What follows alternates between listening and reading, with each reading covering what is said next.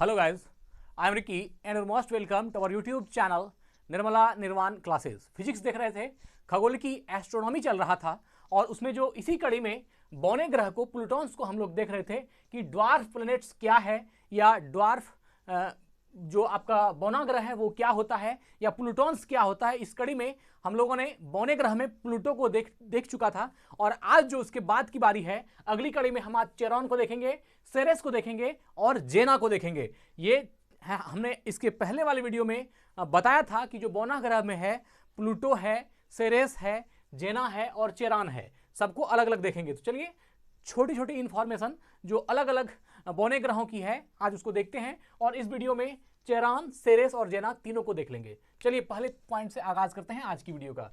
इसमें है कि पहले इसे प्लूटो का एकमात्र उपग्रह स्वीकार किया गया था। पहले इसे प्लूटो का किसके बारे में कहा जा रहा है? ये चेरान के बारे में कहा जा रहा है। चेरान एक ऐसा उल्का पिंड है या कह सकते हैं एक ऐसा बौना ग्रह है जो पहले किसका उपग्रह था? तो ये प्लूटो का एकमात्र उपग्रह था, है ना। जैसे पृथ्वी का एकमात्र उपग्रह चंद्रमा है, वैसे ही प्लूटो को जब ग्रह की श्रेणी में रखा गया था तो उसका यह उपग्रह था। ठीक है, तो क्या बोला? पहले इसे प्लूटो का एकमात्र उपग्रह स्वीकार किया गया था, चेरॉन को, लेकिन अंतरराष्ट्रीय खगोल संघ IAU इंटरनेशनल एस्ट्रोनॉमर यूनियन ने के प्राग सम्मेलन ने 2006 के निर्णयानुसार इसे बौने ग्रह की श्रेणी में डाल दिया गया है। तो अब क्या बोला? जब चेरान प्लूटो के उपग्रह के रूप में जाना जाता था, लेकिन जब प्राग में 2006 में खगोल शास्त्रियों का सम्मेलन हुआ, उसमें प्लूटो को ग्रह की श्रेणी से हटा दिया गया और उसको बौने ग्रह की श्रेणी में रख दिया गया। तो अब जो है उसको हटाने के बाद जो चेरान था इसको भी बौने ग्रह की श्रेणी में रख दिया गया। अब यह प्लूटो का उपग्रह नहीं कहलाया। तो यह बात याद रखिएगा, क्या चेरान जो है यह प्लूटो का एकमात्र उपग्रह है, लेकिन अंतरराष्ट्रीय खगोल माना जाता था या कहा जाए कि उपग्रह स्वीकार किया जाता था, किया जाता है नहीं। अभी इसको प्लूटो के उपग्रह के रूप में नहीं, क्योंकि प्लूटो भी बौना ग्रह में है अभी और चेरान भी बौने ग्रह की श्रेणी में है। दोनों ही ड्वार्फ प्लैनेट्स के अंतर्गत आते हैं, चाहे चेरान की बात हो या फिर प्लूटो की बात हो। तो अंतरराष्ट्रीय संघ ने इसको बौने ग्रह की श्रेणी में डाल दिया गया। इसका व्यास 1192 किलोमीटर है। यह जो चेरान है, चेरान जो एक बौना ग्रह है, इसका व्यास कितना है? तो 1192 किलोमीटर। व्यास कितनी है? डायमीटर जो है चेरान की वो कितनी है? तो 1192 किलोमीटर। चलिए अब आते हैं सेरेस। सेरेस को देखते हैं। सेरेस जो है यह भी एक बौना ग्रह है। इसमें इसके क्या क्या पॉइंट है देखते हैं इसको। सेरेस इसे 1801 ईस्वी में इटली के खगोलविद पियाजी द्वारा खोजा गया था।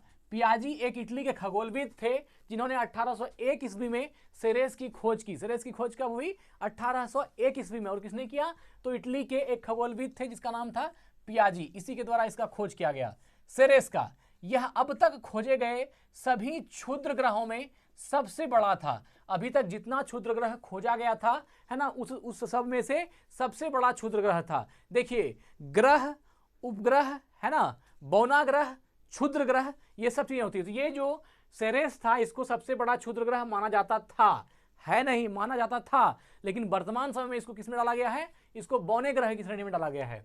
लेकिन आकाशीय पिंडों की नई परिभाषा के अनुसार अब इसे बौने ग्रह की श्रेणी में डाल दिया गया। अब इसको किसमें डाल दिया गया? बौने ग्रह की श्रेणी में। तो ये जो सेरेस है ये क्या है? एक बौना ग्रह हो गया, जो कि पहले एक सबसे बड़ा क्षुद्र ग्रह कहलाते थे। कौन? तो सेरेस। इस पिंड का व्यास 936 किलोमीटर है, जो बुध के व्यास का 1/5वां भाग है ना। बुध के व्यास का 1/5वां भाग। अगर बुध का व्यास 5 किलोमीटर है तो सेरेस का व्यास कितना होगा? 1 किलोमीटर। मतलब बुध ग्रह के व्यास का 5वां हिस्सा। तो क्या बोला? इस पिंड का व्यास 936 किलोमीटर है, जो कि बुध के व्यास का 1/5वां भाग है। ये सेरेस जो बौना ग्रह है उसके बारे में कहा गया कि यह बुध के व्यास का 1/5वां भाग है। चलिए, चेरान हो गया, सेरेस हो गया। अब हम लोग जेना को देख लेते हैं। जेना में 2 ही पॉइंट है, देखते हैं इसको। अंतरराष्ट्रीय खगोल शास्त्रीय संघ IAU के नवीनतम परिभाषा अनुसार यह एक बौना ग्रह या प्लूटॉन्स है। किसके बारे में कहा गया? तो यह जेना के बारे में कहा गया। जेना क्या है? एक बौना ग्रह या प्लूटॉन्स है। किसके अनुसार? अंतरराष्ट्रीय खगोल शास्त्रीय संघ IAU के नवीनतम परिभाषा के अनुसार, नया परिभाषा के अनुसार यह एक बौना ग्रह है। किसको बताया गया बौना ग्रह? तो यह बौना ग्रह जेना को बताया गया, है ना। अंतरराष्ट्रीय खगोल शास्त्रीय संघ के नवीनतम परिभाषा के अनुसार यह एक बौना ग्रह है।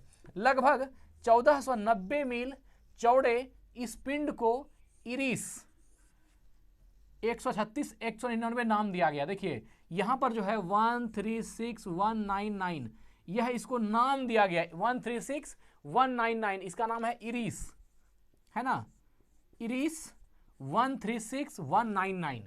तो लगभग 1490 मील चौड़े, कितना चौड़ाई है, 1490 मील चौड़े इस पिंड को, किस पिंड को, जेना नामक जो पिंड है, इस पिंड को इरिस 136199 नाम दिया गया। तो अगर आपसे पूछा जाए इरिस 136199 किसका नाम है, तो यह एक बौना ग्रह का नाम है, बौना ग्रह में सम्मिलित एक सदस्य जिसका नाम क्या है, जेना।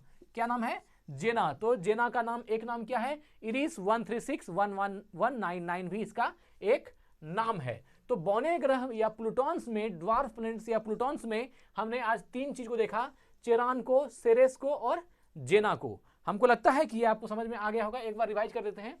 चेरान जो है ये पहले प्लूटो का एकमात्र उपग्रह स्वीकार किया जाता था, लेकिन अब नहीं है। अंतर्राष्ट्रीय संघ ने इसको बौने ग्रह की श्रेणी में डाल दिया। इसका व्यास 1192 किलोमीटर है। और जो सेरेस है, सेरेस 1801 ईस्वी में इटली के खगोलविद पियाजी द्वारा खोजा गया था। यह अब तक खोजे गए सभी क्षुद्रग्रहों में सबसे बड़ा था, लेकिन आकाशीय पिंडों की नई परिभाषा के अनुसार अब इसे बौने ग्रह की श्रेणी में डाल दिया गया है। इस पिंड का व्यास कितना है, 936 किलोमीटर है, जो बुध के व्यास का 1/5 भाग है। याद रखिएगा, सेरेस का जो व्यास है वह बुध के व्यास का 1/5 भाग है। और जेना अंतर्राष्ट्रीय खगोल शास्त्रीय संघ के नवीनतम परिभाषा के अनुसार यह बौने ग्रह या प्लूटॉन्स हैं। लगभग 1490 मील चौड़े इस पिंड को इरिस 136199 नाम दिया गया। तो ठीक है मित्र, आज इस वीडियो को यहीं एंड करते हैं। स्वस्थ रहें, अपना ख्याल रखें। जय हिंद, जय भारत।